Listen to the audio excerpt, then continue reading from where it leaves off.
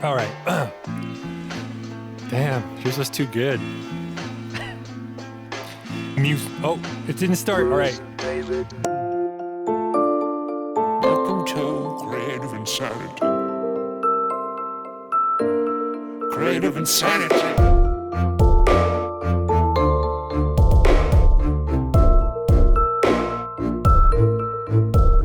Hey, I'm Servant. I'm a producer and rap artist from Canada, and today my guest is the one and only Qashus, a very multidisciplined, hardworking rap artist, videographer, podcaster. The list goes on and on. I met Qashus originally performing at the same show as him a few years back. I've been following his career and what he's been up to. Something we do for fun in this episode is we both have a freestyle, but really we talk a lot about social media and hustle. Some of the psychological challenges that we have as artists and creators, and how to maybe hack some of that to ensure that we're always producing and doing what matters. Otherwise, yeah, honored to have Qashus on. This whole episode is just jam-packed full of wisdom and his experience that any serious creator needs to listen to. So let's do it. So Qashus, welcome to Creative Insanity. I appreciate you having me. Listen, like, This is cool, man. I've seen kind of what you've been doing, with the pod, and just seeing what Kenny has told me and what you've been up to. It's awesome, man. Much respect for you grinding and making content. So hey, well, right back at you. I appreciate that. I know you've been grinding for a long time, and Kenny's a mutual friend of ours who I actually found through you. We did a show back. Oh, when was that? Was it 2 years ago? Oh man, I think it was longer than that. Maybe a couple years ago, yeah. Maybe 3. Maybe I was still in Edmonton at the time. But we did a show together. We were both different acts, and then there was also Lady Saint who was there. Shout out Lady Saint. Yeah, Lady Saint. Yeah, I still keep up with her on social media. She's pretty sweet. Yeah. So I met you, and I just followed you online, and then you did Second Floor Podcast, which I've been admiring for some time, and then I met kind of Kenny through that, and he's actually coaching me. He's been giving me a lot of insight into my own podcast and what's going on with that. So it's been cool. That's awesome. That's sweet, man. Yeah. So how did you do all the things? how did you I know you started as rap and music has been a big part of your life. I know that much about your story, but videography, how did those two feed off each other? Which started first? It actually started because I wanted to be an actor, which is funny because so the video stuff actually came first. I back in 2011, 2012, I tried to create a TV show web series called The Hero's Journey, and basically it's a theory from Joseph Campbell. Talking about how an ordinary man goes through trials and tribulations, and he becomes a new person. So he's a hero in his own life. Mm-hmm. And so I took that, and I was like, yo, this theory's dope. Like, I could probably create a story out of this. And at the time, I actually wanted to act. So I was actually going to auditions. I was trying to get into short films, and I was doing acting classes. And I realized it was very difficult here to get in and do, short films. And I had no idea. I didn't really have much confidence in myself as an actor. And then so I said, you know what? How hard could it be to get a crew and make the show myself? And so how hard could that be? How hard could that be, right? Like as a young, naive, 17-year-old, I was like, okay, I'm gonna try this because I know for a fact that I wouldn't get like a lead role during that time. So why don't I create the show? I'll get the lead role. I'll run it, and I'll get the pieces. I'll get the camera guys. I'll get the sound guys. And so I was looking into that a lot, and I actually spent like 2 years, I think it was grade 11 and grade 12, pushing that very, very hard. And I actually found like 10 people who were willing to do it for free. Damn. And we would meet up once a week, and I basically convinced them and persuaded them to try to create this with me. And there were guys like the director's name was Doug. Shout out to Doug. He older guy, and he also wanted to direct, but he didn't have the backing or whatnot. So he came on, and we had a couple we had a writer, we had multiple actors, we had everything in place, and we actually shot a little bit of it, and then we kind of ran out of funding. So that kind of went up like this. We had some content, and it just went down. Probably a huge learning experience, though. Yeah, it was crazy. So I kind of learned the ins and outs of how, how something was made and how it would actually work. Now, I didn't know cameras at the time. And then that kind of fell through. And then I got into the first time I actually caught the music bug was a buddy of mine who was playing basketball at the time. He invited me over to one of his friend's house. And this friend of mine, shout out to Mike Cathry, he runs Resonate Music School and Studio. They have 2 locations in Edmonton, and they're killing it here in Edmonton. But I actually went to his house, and he had a basement studio. And they were just freestyling, and they were rapping, and I was just kind of chilling in the corner of this small room with like all this equipment. Very intimidating at the time. I was just kind of vibing out too. And then Mike was like, why don't you get on the mic? And I was like, nah, man, I ain't a rapper or whatnot. He's like, no, just try. He's like, pick a song, get on there, let's try it. We'll just have some fun. So I ended up doing a cover of a Lil Wayne song. At the time, it was like the popular song. Oh yeah. And then I was like, damn, I actually enjoy this. And then that's when I was like, okay, well, after I'm not playing basketball or not doing anything, let me just start writing. And then the writing turned into more practicing. I ended up just continuing to polish. And all of a sudden I'm like, damn, okay, I got to start doing this. Yeah, then you're a rapper all of a sudden. All of a sudden I was like, shit, like a couple of years later I've used, songs, music videos, I'm doing live performances. I'm like, wow, okay. Yeah, so what was your method of writing? Was you pen and pad, traditional, or were you... Pen and pad, man. Pen and pad. Yeah. Is that still what you do? At the time. I don't do it anymore. Actually, I'm a little like I do it here and there, depending on what I'm writing.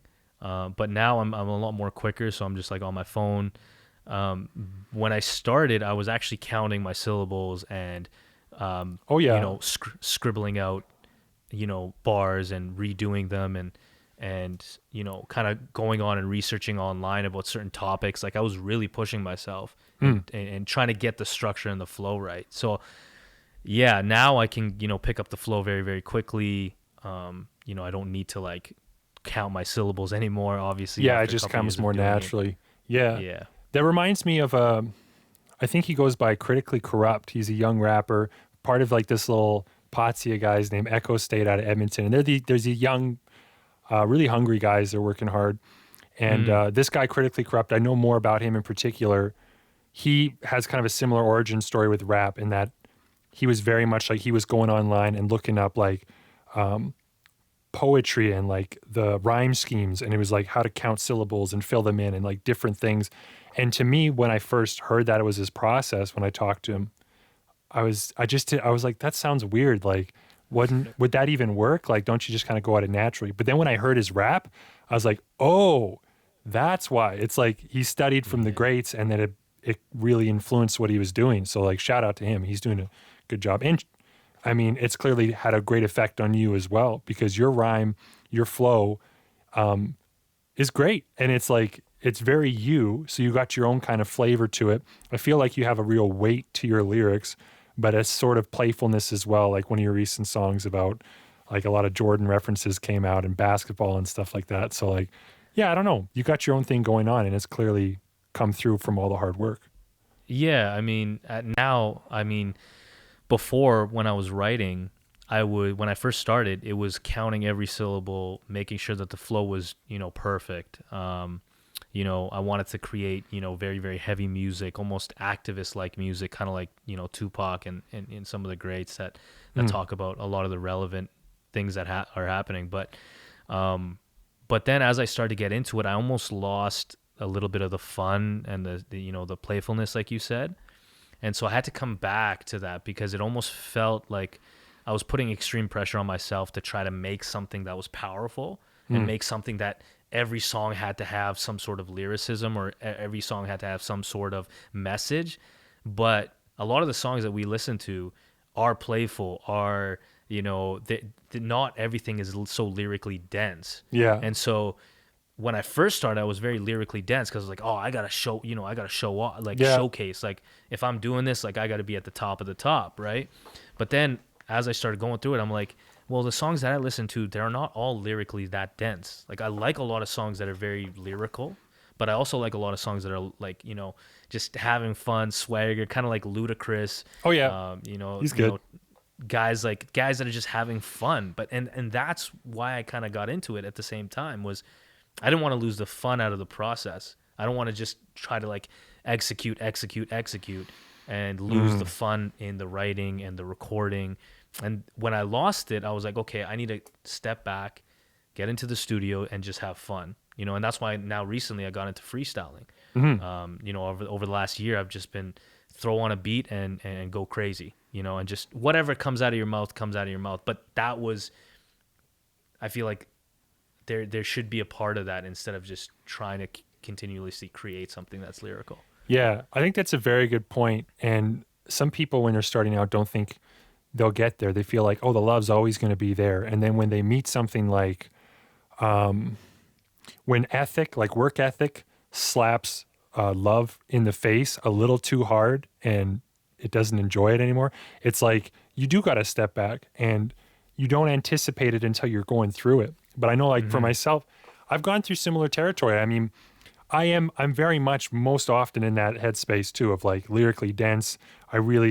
But most of what I listen to tends to be that way. But I also do listen to some fun stuff and some goofy stuff and some stuff that's just like, doesn't take itself seriously. And for me, I have too strong a tendency to take myself seriously. And I know that in the writing process, like for me, I typically I type everything so I can read it. And I got the two screens and I produce, so it kind of works out like I'm doing the two things. But if I don't write it, it used to be that I couldn't say it. It was like I had to think it through and every word had to be written. And now, like even actually last night, I was going through some lyrics and I was standing behind me at my little spot there where I record vocals. And I wasn't even writing. I was just like recording. I would like record a line and then I would think about it. And then I was like, I'd work up to that spot and like, oh, got another line. This is how it's going to go. And I did some experimenting like that too, because I'm in the same place, just trying to have fun with it, just trying to remember that this is not a serious thing. It is, but it isn't, Yeah. This is just me goofing around in my garage, Yeah, no, totally, man. And I think that's kind of where we lose that sense of, just fun. The rapping is supposed to be fun. You know what I mean? It shouldn't be so, serious at times. And like I feel like a lot of the songs that I listen to, like guys do have the serious, the more powerful songs, but they also have, love songs. They also got, they got the, the club bangers. They got the songs that are just stupid, like a lot of Eminem stuff, like he's just saying stuff. Yes, he's lyrically dense, but and same with Luda. I really look up to Ludacris. Actually, I've been going a lot through a lot of his stuff, and Nice. He's very. If you should check out Ludacris's stuff, like his old stuff, his old mixtapes.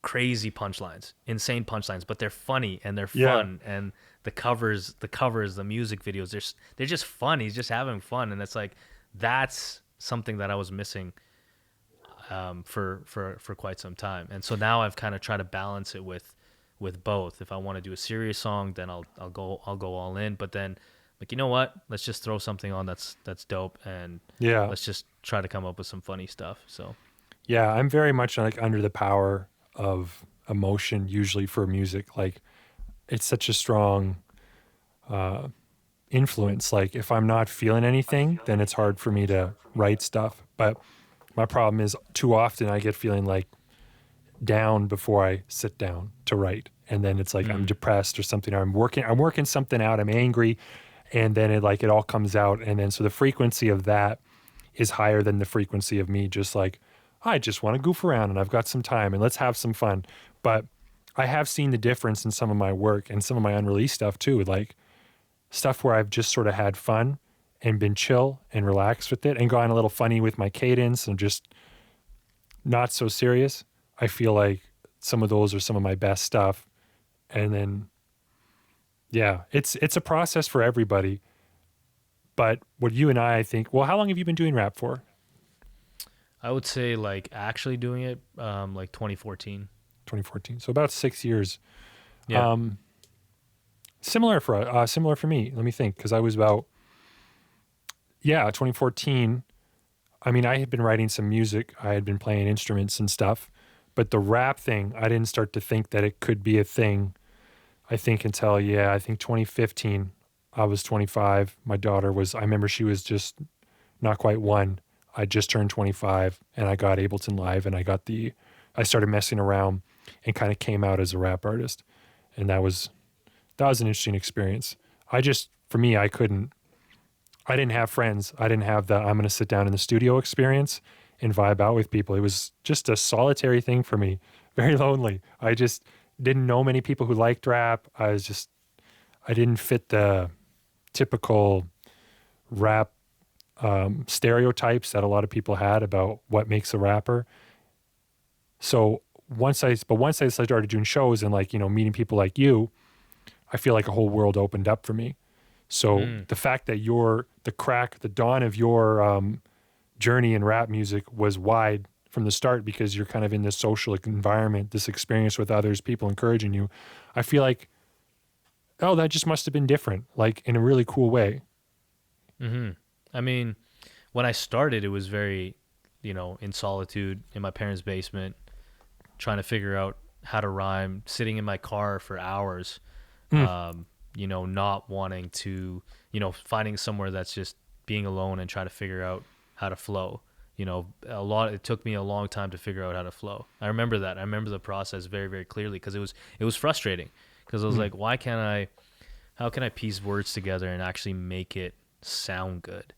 And then it turned into, well, how do I make a really good song? Yeah, that's the next one. How do I make a really good chorus? And then now it's turned into, well, how can I get that, that playful swagger back, but also really, punch my bars and deliver them in a different way. And I've focused a lot more on my delivery over the last year or two, now that I understand, okay, I can write stuff that's lyrically dense. I know how to flow. I have my flow. I understand it. I still, not saying that I'm there. I think I can still improve, but I know how to, change up my flow and things like that. But now it's just taking it, okay, what's the next thing? How can I improve? And I always try to get feedback from, the people, that come to my shows. And when I first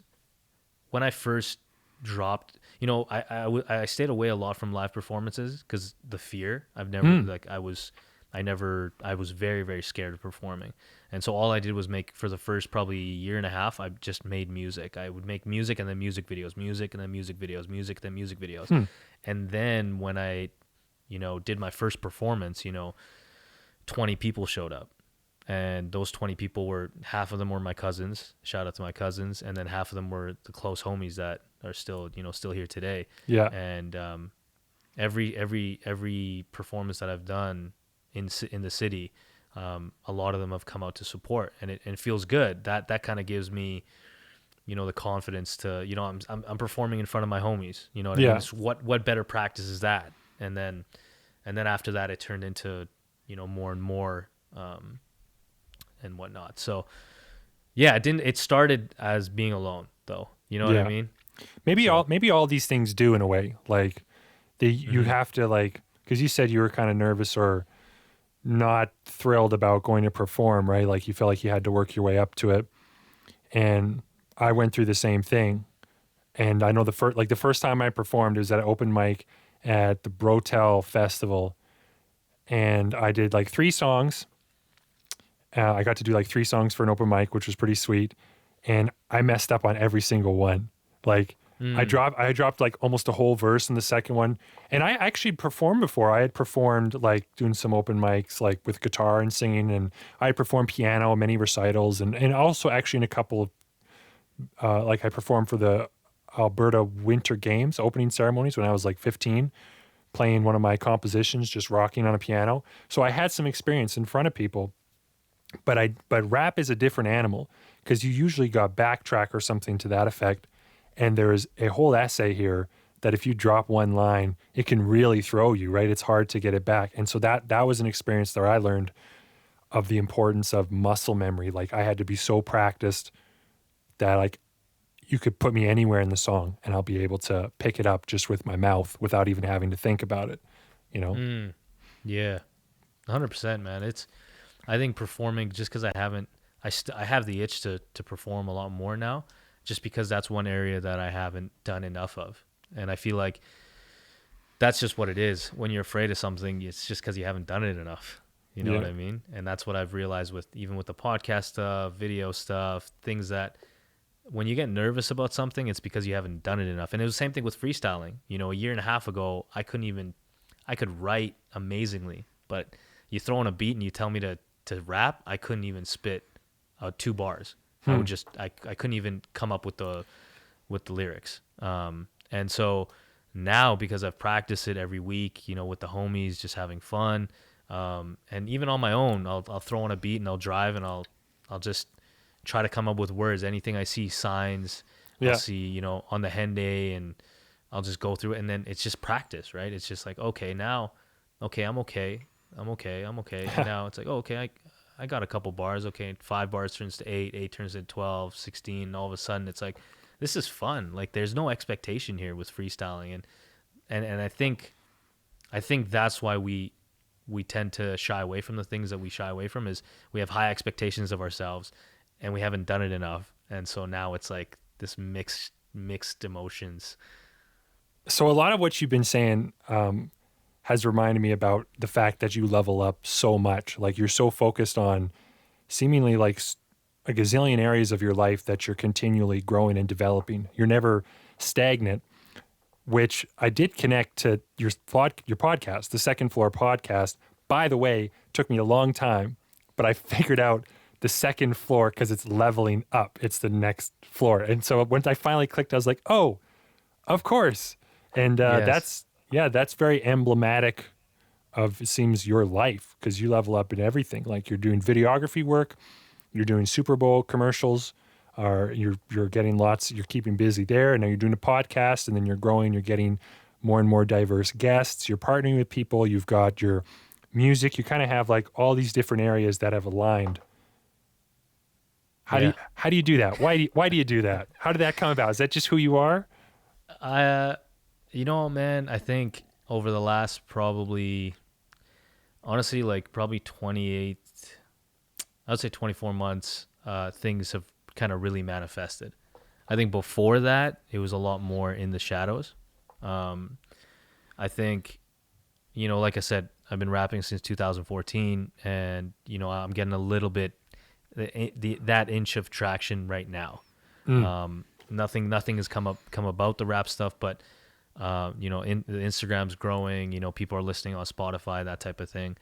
Podcast, the idea of the podcast started two and a half years ago, and only now are we getting, you know, people reaching out to us and people that want to partner up with us and that type of thing. So I think a lot of these things have manifested over the last little bit that are kind of, people are seeing it. And they're like, what, how are you doing, you know, all these things. But, you know, even with videos, like I've been playing around with a camera since, probably 2000, since after that TV show. So 2010, 2011. And then, you know, we're in 2020 now, and, you know, I have a little bit of, you know, accolades in that. And I think, again, all this stuff takes a lot of time, but I've been doing it. You know, I've been doing it since for a very long time. I think now that it, you know, we have these videos and content, and now I'm pushing things online a lot heavier than I ever have. I think now people are like, whoa, like, how are you doing all these things? But it's kind of been there for many, many years. Yeah, you've had some build up, and I mean, hard work usually or eventually pays off. And I mean, I know what you mean, like starting to get that inch of traction, or several inches, you know, depending on who you ask. You know, like people are easily under the assumption that, oh man, he's just popping now. But it's like, no, you've done a lot of background work. You've been probably a lot of sleepless nights trying to figure things out. And in my experience, it's been very similar. It's funny, I keep referring to my own experience, but it's because you and me are like the same, apparently. Like I wanted to be an actor too. I wanted to figure that stuff out. We have like similar diverse interests as artists. We both have podcasts now. I got that inspiration from you. We're both rap artists, videographers, doing a lot of similar kinds of things. Just I think, with different backgrounds, and so You're the white version of me. That's what you are. yeah, the white maybe slightly taller. Yeah, A little bit. But you'll have better game. You've got better game for basketball. I'm sure you actually play. Man. Yeah, no, it's cool. And It is.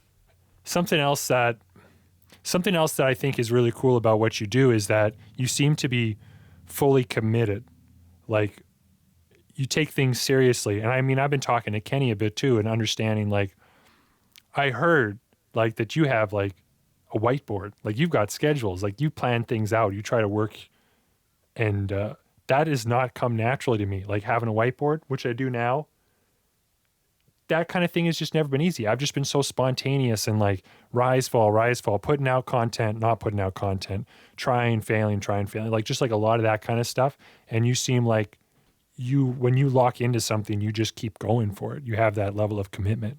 Is that fair assumption, or have you? Yeah, no, absolutely, man. I think I've had to learn how to organize just based on, putting myself in all these, positions of projects, like all these multiple positions of projects. Like there's been so many projects that I've been working on that I can't keep them all in my brain. Like I got to have them.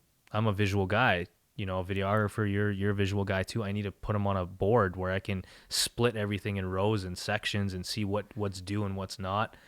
And the same thing with the business side, like learning business. Like I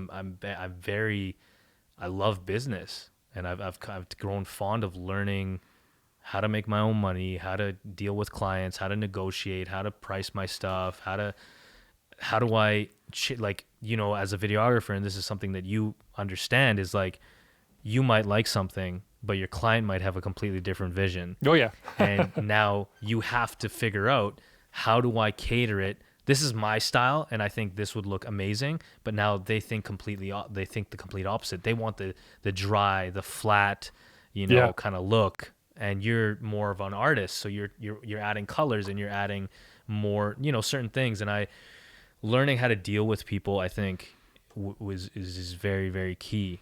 But another thing I want to add too is, as artists, a lot of artists don't have the business side of things. A lot of artists don't understand marketing, how to market themselves, how to and do those things, like having a whiteboard or like writing things down or doing an Excel sheet. Those things are boring. Like we don't, as an artist, that's completely opposite of our personality and our character to write stuff down or to have Excel sheets and do all these boring business stuff. But it's very important, especially if you're taking it seriously, especially if you think like you have big dreams and big goals and you have the audacity to say that you want to be a full-time rapper, videographer, artist. Yeah. Yet you ignore a key half of everything that is required to be successful. So I just tend to be like, okay, these are the things that I need to do, and I gotta do it. Do I like the business side as much as the rap side? No. I love creating content. I love making content, but I understand that, okay, I have to learn to the business side. I have to learn to that stuff. So yeah, I think that's very important. Yeah. And I think what's crazy for artists too is our business model is all kinds of messed up because, as videographers, let's say, we do have a somewhat more traditional model in terms of client relationships. We provide a service. We can film this kind of thing. We do it like this. We have this kind of gear, and our time is worth this much, and we can edit, and we can do this, and this is our service, and now you think it's good. Okay, you will pay me. I will do the work. Exchange of labor. High five. But as an artist, it's like, I'm going to show you a whole bunch of things. I'm going to make a whole bunch of content, and you won't give me any money for a very long time, probably. Maybe you might come to a show eventually. Maybe I might have some merchandise, And maybe if, I hit the right algorithm, I might make a little something off the algorithm. But like the artist model for making money is not the same that it used to be. And it's like, you have to like, as an artist, you don't want to think about the money. You're just like, I want to be an artist and do the things. But then if you think, how do I do more of this? I got to make money doing it, which means I got to think about the ways that this can be monetized, I guess. And it's like, yeah, it's a hard mindset. I know it's one that I have wrestled with a lot because I hate marketing. It's like, it's really hard to be wanting to ask for attention is what it feels like. And Yeah. I want people to look at me, but I don't want to ask them to look at me. Like, it's just like this weird artist mentality. Like, I want to do my thing, I want to do my dance and just see if people vibe with it. And hopefully they do. But then when nobody cares, or effectively nobody cares, you're like, wow, I really got to be louder, don't I? And that's just not, doesn't come naturally for a lot of artists. Not to me. No, it's not even for artists, man. I have friends that are in, the clothing business. I have friends that are in other types of businesses and services. And it doesn't come naturally to them either because they feel like they're being loud or they're annoying people on social media. But honestly, man, I've just seen guys that are really killing it. They're shameless online. Absolutely shameless, right? They're pumping out content every single week. They're dropping videos. They have graphics. They have all sorts of things. They're flooding it, man. And I think it's not, I see it as like, okay, yeah, you might not be popping right now, but 5 years from now, what are you going to be building? What are you going to have? What are things that are going to allow you to get to that point? And attention is the hardest thing to get. Getting somebody's attention and getting them to fall in love with your podcast, getting them to fall in love with your music, because you're constantly battling for that love. But if you don't post enough, if you don't talk about it enough, if you think that because again, we're competing in this game of social media and YouTube, and every single day somebody's posting something new, something creative, something. And if you're not doing it, that attention is going somewhere else and you're kind of falling off to a point where you can build the snowball where it's big enough where now it rolls on its own and you have a group of people that love what you do. Then it's like, okay, well, if you don't want to be posting 7 times a week, then that's fine, right? Because you already have some traction and organically your stuff is growing. But at the beginning, like where we are, essentially, I still see myself at the beginning. We're not at a point where anything's monetized. We're not doing this full time. We're spending our evenings and weekends where that's taken away from our family. That's taken away from family time. Yeah. And you're spending your evenings and weekends in your podcast studio, I'm here in this studio recording this in the evening time where I could be spending time with my family. But I understand how important it is to continuously do this because I know guys like, for example, Gary Vee, Grant Cardone, guys that are high level in marketing and killing it. They preach this stuff. They try to tell people like, yo, like you have to continue posting. You have to continue marketing yourself. Yeah, it's so tough. And it's like difficult. You have to get in that mindset. Absolutely. And I think you got to be kind of sustainable. Like this is striking a real strong chord with the whole concept of my show is where creativity meets sanity or insanity. It's like you want to be creative and you want to make it as an artist. And I think most people think it's not about money, right? If you wanted money, you'd have become a lawyer or something. You'd have done something else. But it's about just doing what you want to do. And that means you need money so you can put food on the table and have time to do what you want to do. So you got to make a little something so that you can have more time being an artist. But I feel like our generation, like whatever that is, I think we're quite similar in age. I'm just turning about 30 now. So that's where I'm at. And I'm 27. 27. Yeah. Okay. It's like when we were kids, the model of get signed to a label was much more common. It was like, man, rappers, you go to these right places. People are getting signed left, right, and center. Things are happening. And independent artists weren't so prominent. There was always something behind them, some financial backing, at least to what came to my ears most of the time. And now it's like we were becoming artists kind of coming into our own when the whole landscape of music changed, like streaming, right? Like people aren't buying albums anymore. And like anybody the cost to entry, so to speak, to be an artist and to get your stuff out there is much lower, because you can film with your cell phone and edit on free video software, and you can make a music video. You can throw your stuff on a SoundCloud. There's no one to stop you. And so I feel like it was kind of like hard to stand out in the beginning in some of these fields. Now in some ways is even harder, because so many more people have like an entry. So many more people are doing it. And we've had to think like marketers. We've had to think like, oh, we're entrepreneurs, right? We're leaders. We're not just, it ain't just me doing rap, but I got a team, right? Like I got so-and-so. Like for me, I work with my wife a lot of times for video. She helps me by filming. Sometimes I work with other friends too. I'm like coordinating a whole shoot, right? I'm directing, I'm getting props, I'm figuring everything out. Now I'm like, sometimes I'm filming, jumping behind the camera. A lot of things that maybe you never thought you'd have to do as an artist when you're a kid. If you're just like, I want to be a rapper and jump on stage, you just don't connect that. Like, it is a vocation. It is a very big, it's a way of life. And if you're only going to be in it for a little bit of time and you're not willing to hustle, then it's almost like, man, you ought to spend that time doing something else, because it's fucking brutal, you know? Like you gotta have the grit to keep going. Yeah, I 100% agree, man. This isn't, again, you'll know the people that fall off really, really quickly, just because of the fact that they just can't keep up. And again, social media is part of the game. Marketing is part of the game now. The cost of entry is very, very easy.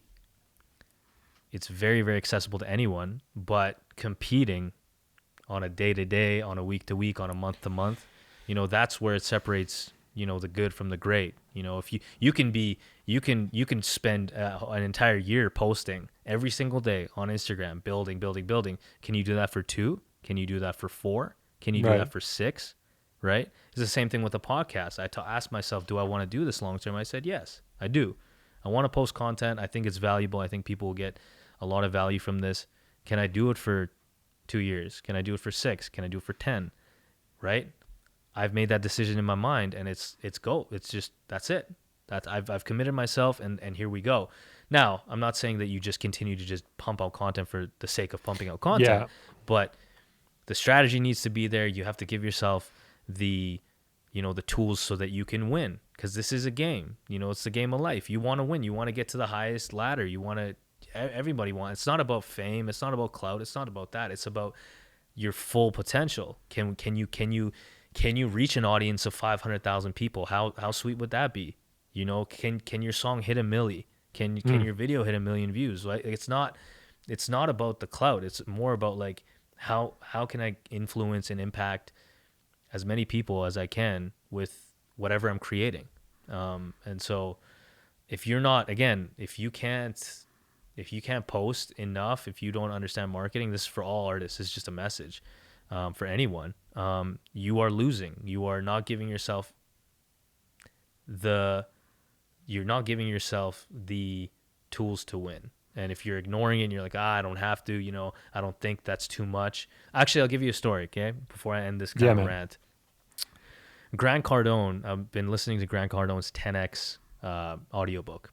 And he talks about how to 10X your life. I think you should definitely read it or listen to it. It's really, really good. Cool. I'll look into that one. Yeah. He was talking about like, cause he was like, I want Grant Cardone and sales training to be synchronized. So if somebody thinks sales or sales training, I want them to think me, Grant Cardone. Anyway, he's going through this. I'm going to kind of keep it short and sweet, but he was doing his sales training and kind of selling his sales training to companies and people. And he had a small little team at the time. And he told his team to post once a day on Facebook. This was when Facebook first came out. And he told his team, hey, once a day, got to post something about sales. Got to post something about sales. Got to post something about what's going on. A couple weeks into this campaign, if you will, his employee calls him and says, hey, Grant, we had a couple people message us and say we're posting too much on the Facebook page. What should we do? They're unsubscribing. They're unfollowing. They messaged us and they've unfollowed us. Yeah. You know what his response was? He said, I want you to post 3 times a day. from here on out. And they did that. And yes, they lost the couple guys that had messaged and said, "Oh, you guys are annoying. You're posting too much." But guess what happened? Like a couple months later, people were messaging that Facebook page and they were saying, "Holy, you've been providing so much value. Right.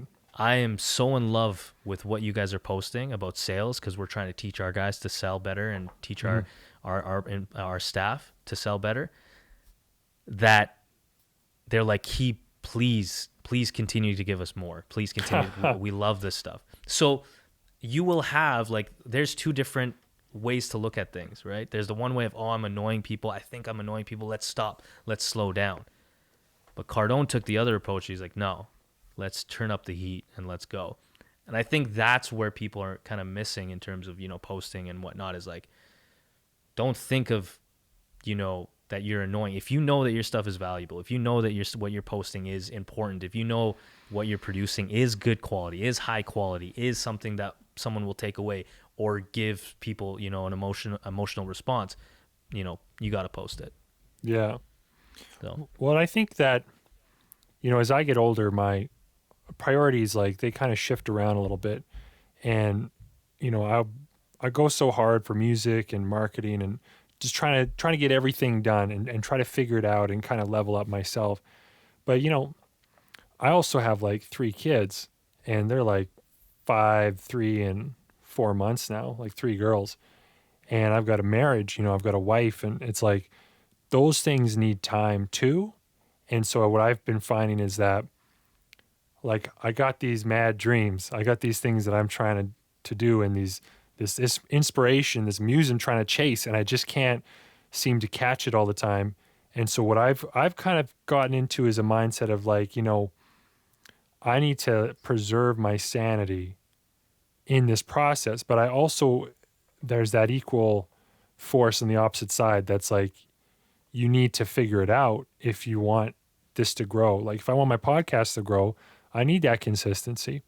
And I've already been somewhat inconsistent with it. Like, I was like, man, I'm doing this every Thursday. And then it's like my life blew up a little bit. And I was like, damn, like, well, maybe I could back off every second Thursday, give a little more time to the family or something like that. And now I'm already thinking like, okay, I should be ramping back up again. I should be back into weekly. And so it's like, but I see, not just from what you're telling me and what I've seen you guys do at Second Floor and with your music and the regularity of your posts and all that, but my clients, I mean, I have my videography clients. Like, I've got a client who, she does exactly that. She's turned the heat up. Like, she's doing live Facebook lives where she just talks about whatever subject, like every morning, 7:15, Monday to Friday. She does that. We got her podcast now coming out on Monday. She's kind of like doing it all, and she's delegating here and there, but she's like really in your face on social media all the time. And my instinct at first was like, oh, you're going to bug people, like, this doesn't seem, you got to be really.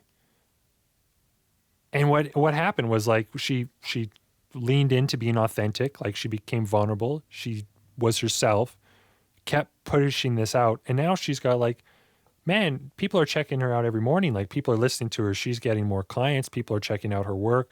A lot of people are listening to her podcast. It's like crazy just how consistency plays that vital role, not just in an algorithm, but psychologically, people are like checking this out every day. And they're like, oh, here's so-and-so, here's so-and-so, here's so-and-so. Mm-hmm. And if they don't like you, they'll unsubscribe. And then beautiful. Mm-hmm. Then somebody else who does like you, your engagement will increase because fewer people, but more of them are engaging. So it's like, it's a machine that I feel like you got to have, and I haven't mastered it myself, but you got to have that go hard mentality. And you also have to be able to balance it in a healthy way that you can achieve it all. Like, what do you do? Or do you just kind of hustle every minute? Or like, when you relax, like, do you shut down? Like, do you have separate relax times and work times? Or you just kind of always go? Like, yeah, I do. I need that, to keep my sanity. I think there's a lot of things I do. I try to spend time with family, obviously. I try to spend time on stuff that's completely opposite of anything creative.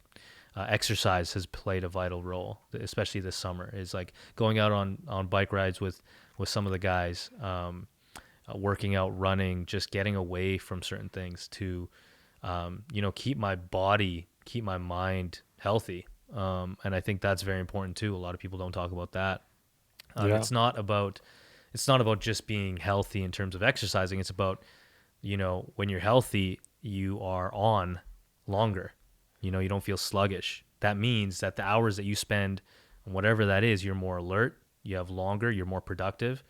Now your competition that's not exercising, that's not taking care of their body, they might be sleeping in a little earlier, they might be sleeping in a little later, that type of thing. And just having systems, man. I think a lot of the stuff, the reason I'm able to do all these things is because I have systems in place. So with the podcast with Kenny has certain roles that he takes care of, and I don't even look at them. Nice. Wholeheartedly trust him to do that and to take care of that. I have certain roles and responsibilities that I take care of. There is a lot to what I'm doing, but I've carved out certain days of the week for those things, and that's the only time I'm doing them.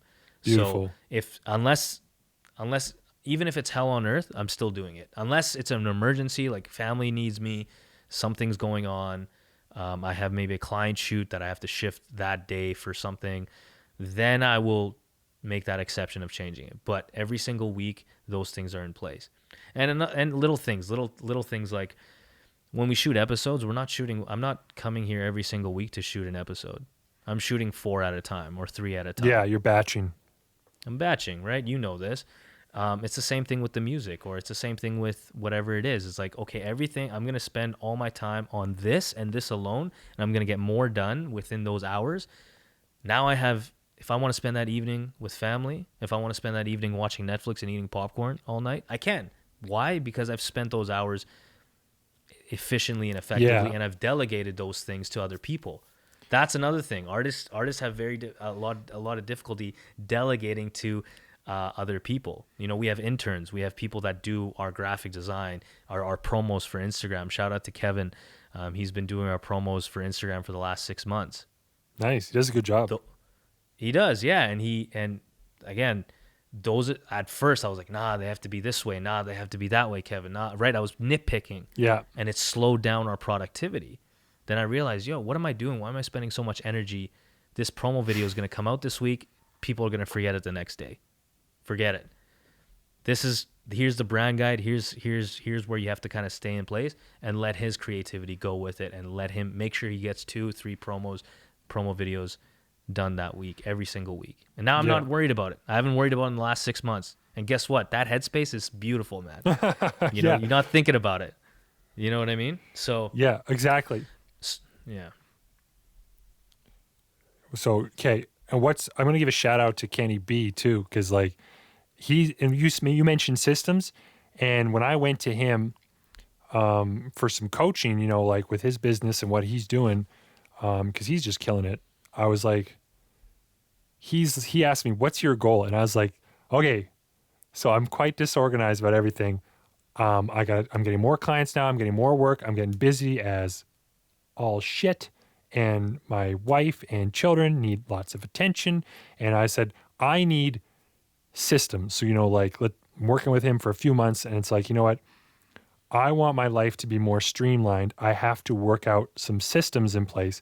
And I've enacted some things that I've been working with him, and some of it he would use as an example, like the whiteboard. I was like, well, maybe if Qashus has a whiteboard, maybe I'll think about, getting a whiteboard. And then I'm like going to Walmart, just like, yeah. But like, I got it. And yeah, I got like Monday, Tuesday, Wednesday, Thursday, Friday.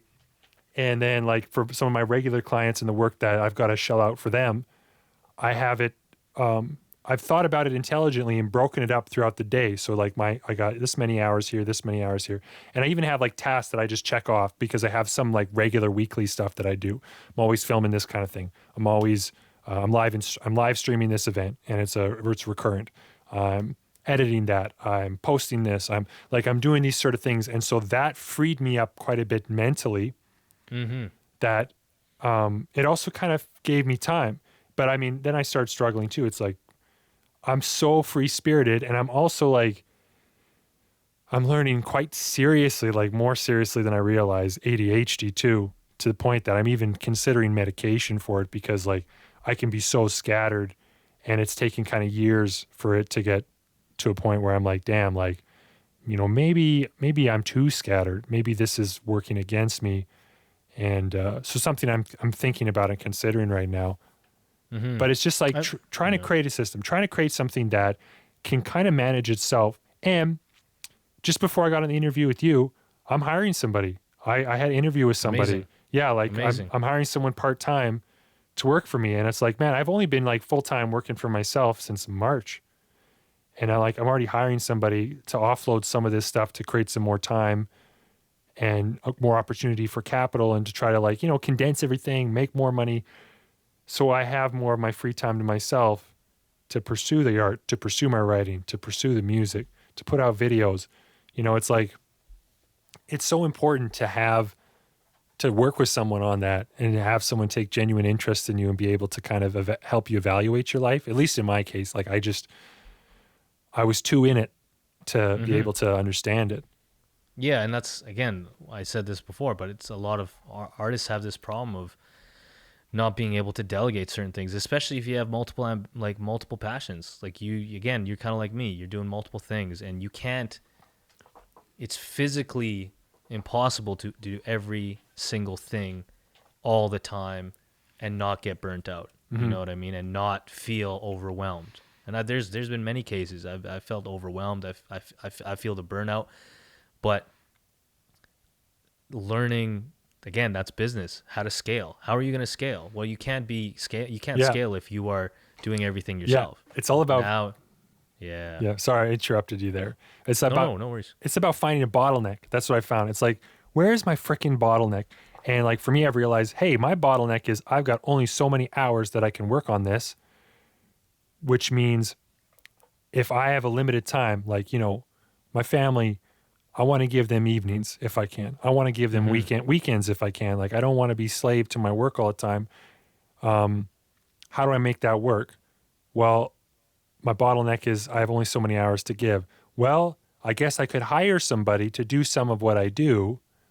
I get the work and create the work and have them take a part of it so that I can pay a part of it and then focus on like the higher ticket items for myself. And it's like, yeah, like a lot of it's just started to make sense. And I mean, Kenny's been someone I've been talking to quite a bit about all this kind of thing too. But like I said, I've even been learning from my clients too, because like I've worked with, you know, realtors and like business people who've been like doing this stuff for a minute, and they've got really good ideas too. It's like, man, you're going to have to scale up. Like there's a lot of need in this area. Like you can't do it all yourself. And I'm like, yeah, the wave is coming. Man. It's just crazy. It's crazy when you start realizing this is how companies are built, and this is how like if you know how to scale and you understand people and you understand how to, you know, manage people, because you're going to be in a position where now you're managing someone part-time. You got to manage their emotions, you got to manage their needs, their wants, what they're doing, how they work, how productive are they, do they tick on certain things. That's what I've learned. I've learned how to, like, I have to understand everyone that I've worked with is different. Kenny's different. Kevin's different. Kelsey's different. Yeah. All these people, they have certain ways of living their life, and they're not like you. They're not go. I need to get, you know what I mean? And so how do I get the most out of them, working with them, but at the same time, I'm not making them feel like I'm the asshole. I'm their boss, and I'm making them feel like, you know, oh man, he's just pumping us with work and pumping us with work and pumping us with work, but they're not getting anything out of it. And I always try to make sure, okay, if I'm him, if I'm giving them X, Y, Z, can they produce? Can they do it on a regular basis? And am I doing it in the direction of motivating them to do what they want to do at the same time? So it's very, very, a lot of things, especially with you know, hiring people. But once you start understanding it and having systems, you know, understanding people and their emotions, you're going to succeed, man. Yeah, 100%. It's funny, like I went to school for psychology for a couple of years because I wanted to be a writer. And I learned a lot of things not to do with writing. Like it's like I don't know why I did that to be a writer. It was like I wanted to understand the human condition, but it's just such a fundamental ingredient in art, business, and life to kind of understand how people are different and what makes them tick and what makes them energized. And that's really important. Yeah, like I'm just thinking in my conversation with this guy I'm probably going to hire here, like the questions that I'm asking him, like, yeah, so what are you looking for? Like, what do you want in life? You know, like these are big questions for just part-time job, but it's like, it's important to know how to align that. And like, I know I'm like a master of getting people to work for free for me because, you know, underground rapper, just, it's like, man, can you be in this? Can you film this? I need someone to hold a camera. Hey, this location, can I please just use this theater? Like just trying to like build people up and network. I think that's something too that you're really good at. And it seems to have proven very useful for you. Maybe one of your most useful skills is your ability to network, connect, and utilize people's strengths, you know? 100%. 100%. I think that's, what's that term? What's that saying? It's not what you know, it's who you know. Yeah, that's so true. It's very, very, very relevant, man. As cliche as it is, it's 100% relevant. It's in any industry, in anything that you want to pursue. You gotta know people. You gotta be friends with people. You gotta understand what needs and wants. You gotta scratch other people's back before you get yours scratched. Yeah. You know what I mean? And that's something that, again, it's the same way with your audience. Think of scratching your audience's back by providing the content. Every single week you're dropping these podcasts. Every single week you're dropping 2 promo clips about, you know, whatever, you know, creative insanity, right? You're providing creatives value every single week. So a year from now, 2 years from now, 3 years from now, somebody's going to message you and be like, dude, I'm so inspired by what you've done. I've been watching every single one of your podcasts. I've been listening to them, and I've been motivating myself to learn. I listened to this podcast and I bought a whiteboard and I started organizing, right? Like, and you don't know that. They're not going to say it straight out at you, right? They're not going to say it right now. They will say it a year from now, 3 years from now, when they start getting results. And it's like, holy crap. Like I created this podcast and all of a sudden, like I have 1 or 2 people that I've literally changed the course of their life. Dude. You know what I mean? How crazy, how crazy is that? Oh, and you know, it's crazy too, is like it's happened. And I've been doing this podcast for not long. And like I got a small sized audience, like in terms of the people who are listening on the regular, as far as I can surmise from the numbers. But man, the people who are listening are definitely getting impact. And like the first episode, like the guest I had on, it's like my buddy Garrett. And he had written some short stories. He'd been published before, but he'd just been really struggling, I guess, with some consistency in his creativity. And then it so happens that I have him on and we challenge each other to this prompt. We both write a short story for it. Frick, like it was 2 weeks later, like he submitted that story. He read it on my podcast and then he did an edit pass after we gave critique. He read it and he's getting published. Like, wow, he's amazing. That story's getting published. I have something too. I haven't even announced yet, but like one of my own stories. Oh yeah. And then he was like writing every day after that. He was like just in it and he was inspired. And then I had like a listener reach out to me and she was like, oh, I wrote to your prompt as well. And it's like, now she's part of my writers group. And they were like kind of challenging each other and writing to prompts and doing stuff like that. Oh yeah. And then I'm getting published from I know this is all like writer themed. I interview a lot of authors as well as like rappers. Like last rapper I had on was Afro. Actually, only rapper. You're the second rapper I've had on, right? I'm blessed. Thank you. Yeah, man. The only one I'd follow him up with. So yeah, yes, it's pretty. Yeah. And just like the kind of guests that you can get on, like it's crazy the momentum, but you know, I didn't start the podcast in my case off cold.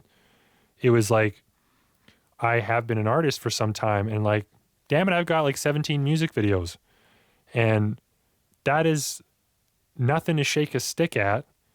It's something. And I know what you mean, that transition from like putting in the work where like nobody cares, But then you get to a point, and then all of a sudden someone just discovers you, and they're like, dude, like someone made like a servant playlist where they just listen. It's like all just servant stuff. Amazing. And like, I don't even know. They're like on the other side of the world. And it's like, they just dug my stuff, and this is what they do with the artists that they really love. They just like get all their stuff and listen. But that impact, then they see your music videos, and it's like people take you legit. They're like, oh, he's a legit artist. And it's like almost still a novelty to me, because I just remember how it used to be like, oh yeah, I'm a rap artist and producer. And people would be like, oh yeah, okay. So you like put stuff on like SoundCloud, or like, what do you do? Like, like people wouldn't take you seriously. And now it's like, yeah, like I'm a rap artist, producer. I'm an aspiring author. I'm a podcast host. I'm a freelancing creative. I'm a videographer. And like people are starting to take me a little more seriously, but I mean, I've been at it for years. So yeah. So what I feel like this is kind of coming to, I feel like this is all kind of coming to a head. And I want to, before we do something cool, so a surprise for my guests, my listeners, is that like I've done with authors, if I've had a prompt and I've come up with like a story, and an author guest has come up with a story. Qashus is a rapper, and I'm also a rapper. And so we thought we would just both write or do a little freestyle to the same beat. And so that's how we're going to end the show, I think, is we're just going to be like, we're going to listen to you rap, and then we're going to listen to me rap, and that's going to be dope. Just some freestyle fun. But before that, I want to give you the chance, like, what, you know, my audience, like, you know, the kind of people who listen, and it's like creative people like us listen to my podcast. They tend to be multidisciplined, like they're really interested in a lot of things, or they're aspiring to get noticed in some genre of something, but they want to be creative. What do you feel like you can add? What can you say to them, like through your vast experience, like, because you've done a lot of things that a lot of people, including myself, like look up to you in terms of the amount of accomplishment. And I know you've got a long road ahead, but Appreciate it. What's some wisdom that you can share with us in terms of like how to keep our heads, how to keep things together, besides what you've already shared? Because you've given us a lot, but I want to squeeze a little more juice out of you. Yeah, I think, message to all creators, man. Continue to believe in what you're creating. I think that's number one thing. Don't lose that. Don't get swayed by what's happening around you. If the passion is there, and if there's things that you want to do, go ahead and do them. Experiment for a period of time, but then stick to something and know that it's going to be 3, 5, 6 years before you get any fruits of your labor. Understand that it's going to take everything from you, every single ounce. I'm not trying to be motivational or anything, but it literally is going to take everything. And learn the boring stuff. Understand the boring stuff. Learn the boring stuff. Become one with the boring stuff, literally, because that's the stuff that's going to take you to that next level. It's the stuff that's uncomfortable. It's not what you're creating. It's the stuff that's uncomfortable. Learning how to copyright your music. Learning how to, write a business plan. Learning to work with other people. Learning to delegate your work. Learning to work with a team when you know that maybe your creation is yours, that's your baby, but letting other people in so that you can take it to that next level, and being okay with that. And again, last thing is, don't expect that everything that you produce is marketable and is going to automatically go viral because you love it and it's yours and it should be the most amazing thing ever. Yeah. And people should respond to it. Take yourself out of that picture, and always try to get feedback from the people that are listening, that are tuning in, and don't accept just the praise, accept the criticism. Understand, okay, be neutral in the fact.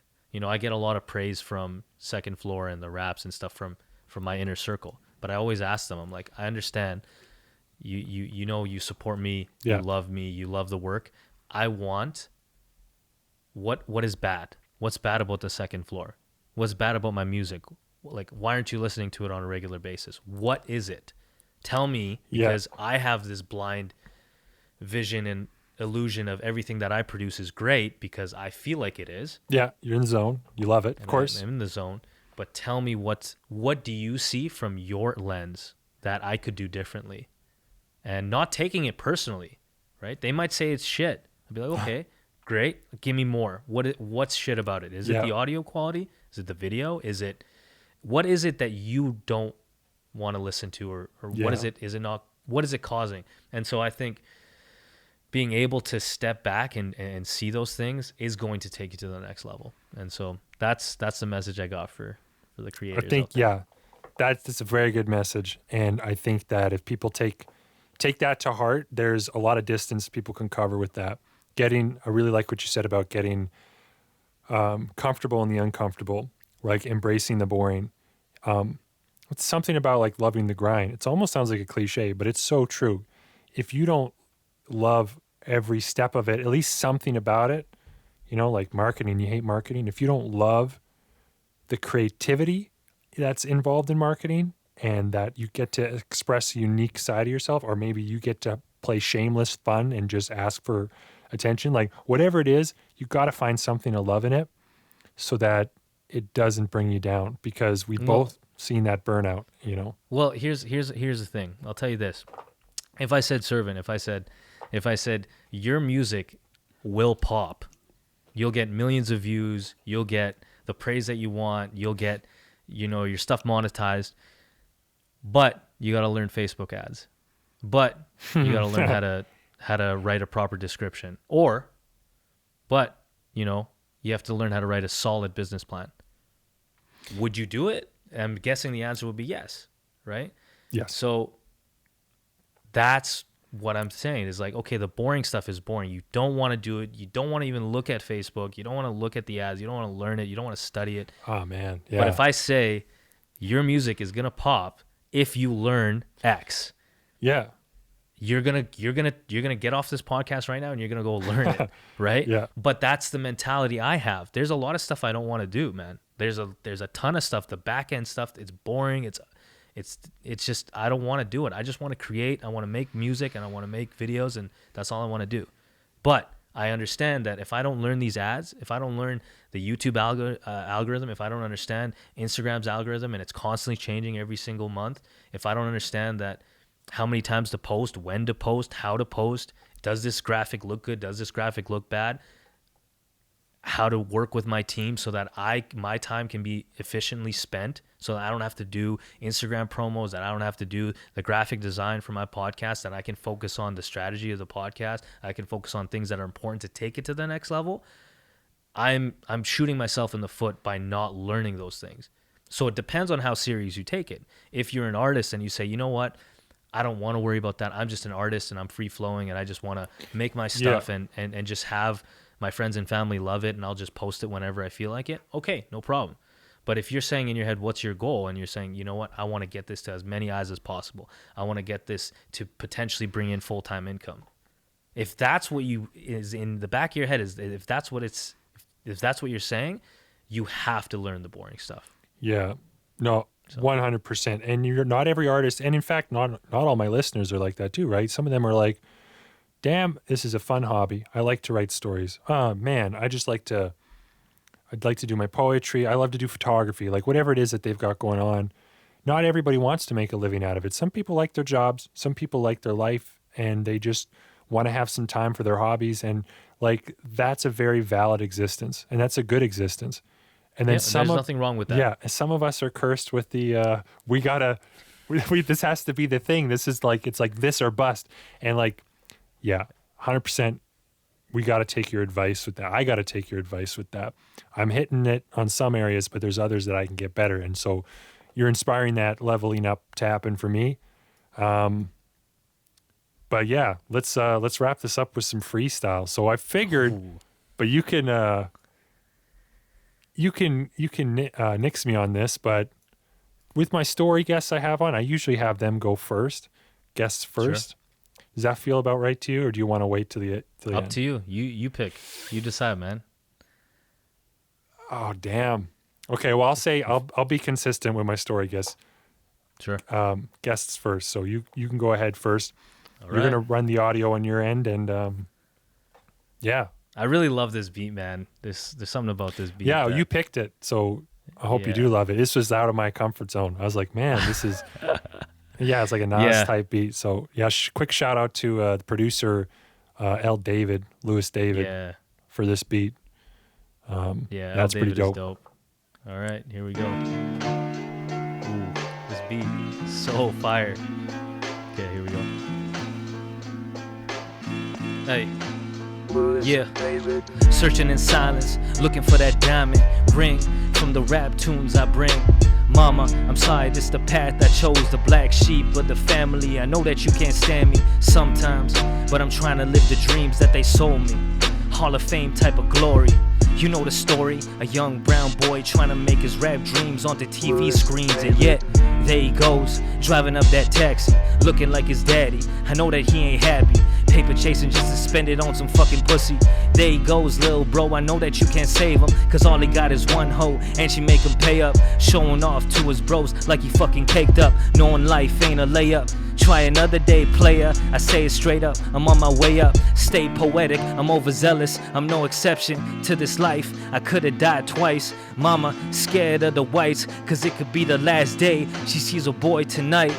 Black or brown, what's the talk of the town?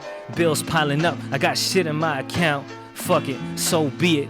Killing game, taking no shots. Cold War, Soviet. Bodies on bodies, I'm about to detonate. Dead living souls walk around with heavy interest rate, cause they been a bait of the clickbait. If it wasn't Cole's mixtape, I would've been a straight, a rapper in days. Searching for the finer days. Impact generations, till my final days. Till my final days. Qashus. Damn. Man, that was way deeper than mine is. Oh, all right, that's all right. good, man. What did you think? Man, I loved it. I love that. I love the poetry in it. Like, that's what I like about your stuff. Is like you're unexpected. Like, you take a flow, and it's like going in one direction, and you'll follow it like as long as it needs to, and then you'll switch it in this way that's like you're okay sometimes with like ending something without a rhyme to create a new rhyme, and it's like you do that in just the right way that it kind of slaps you. Like sometimes I've had that like I'm getting real technical, but it's like I get into like the same scheme and it's like, all right, I'm going to slap that 4 times in a row. And there's something cool about that, but sometimes monotonous. And if you get into that like slap 3 times and then all of a sudden the 4th ends somewhere different, all of a sudden it's like you hear that word more. Yeah, you do. Yeah, 100% you do. So yeah, you catch that. I like that. Yeah, no. Yeah. That's pretty good. No, I really liked it. Thank you, bro. Thank you, bro. All right, I gotta hear servants free. Let's go, baby. Yeah, all right. I'm gonna throw the music on my side here, and right. You said I'll be able to hear it, right? I think you'll be able to hear this. Yeah. Oh, I mean, like okay. I got it recorded on my end, but if I cut out to you, it might skip a little for you, but it's gonna be consistent. So hopefully you hear it. Hopefully you hear it straight. Oh man, I got like less saliva in my mouth. Shit. All right. Damn, yours was too good. Oh, it didn't start. All right. Musically, I contemplate my eulogy. Who could be the illest rapper coming out of Edmonton? It's you or me. Truly, these thoughts I have are foolish things. Stupid dreams of making rap when I grew up on Fear Release. I don't have to be the very best to be a worthy me. I just keep on turning feature down like a dirty deed. Burning green, nah, I ain't burn a leaf. Now, too alert to blink. I'll just keep my head under the radar indiscernibly. Yeah.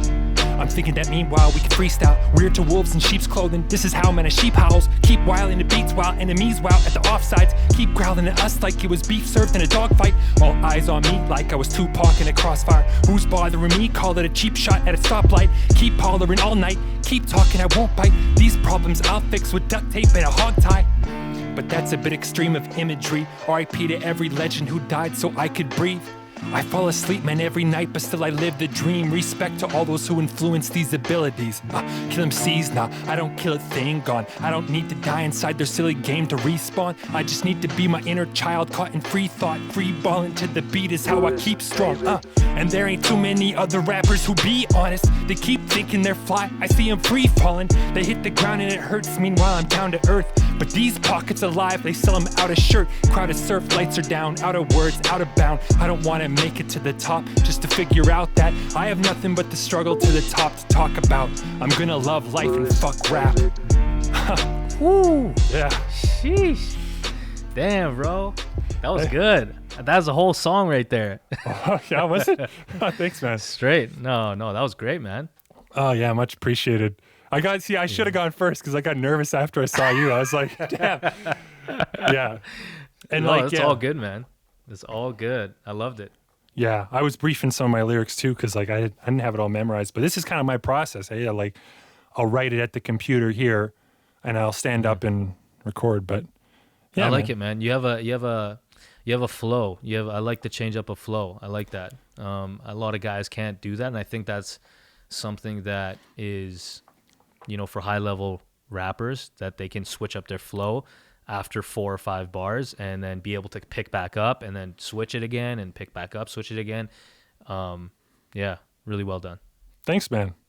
Yeah, I remember it's funny. It's thinking like when I met you, you had performed with shout out to Shaq Bruce. You've been performing with him. You guys did this EP together, and you guys just killed it. You were like up there.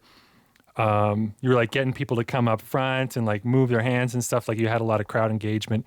And I remember I was just there, like I performed before you, I think, and I was just like performing. Like I was like there was no audience. Like I didn't care anyone was there, kind of thing.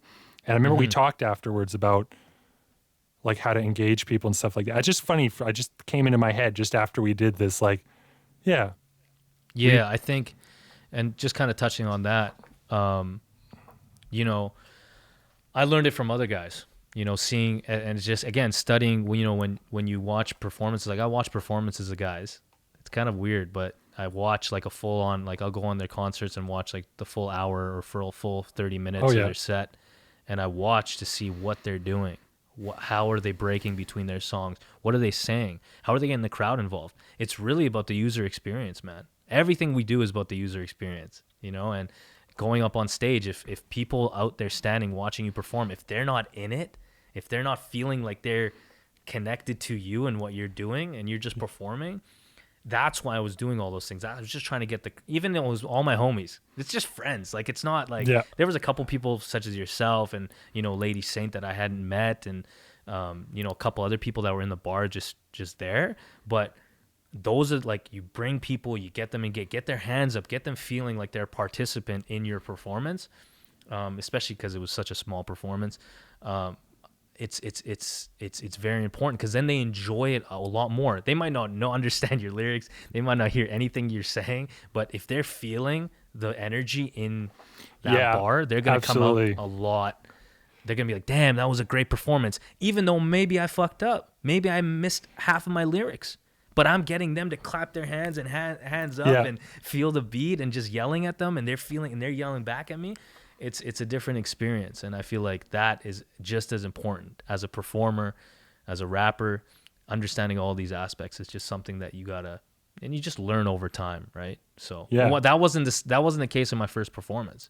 So it was a learning experience for me for sure, because I was like, I remember I was asking you, I was like, man, like, so you got like the people to do shit, hey? And you're like, yeah, this is kind of why. And I mean, like, I didn't go to rap shows, I hadn't seen it, so I was just like, I just do it this way. But I mean, if you'd have come to my most recent show pre-COVID, I think that you would have seen a lot of growth too, because like, though I'm totally cool with people kind of chill at my shows, like it's a little bit different of a vibe.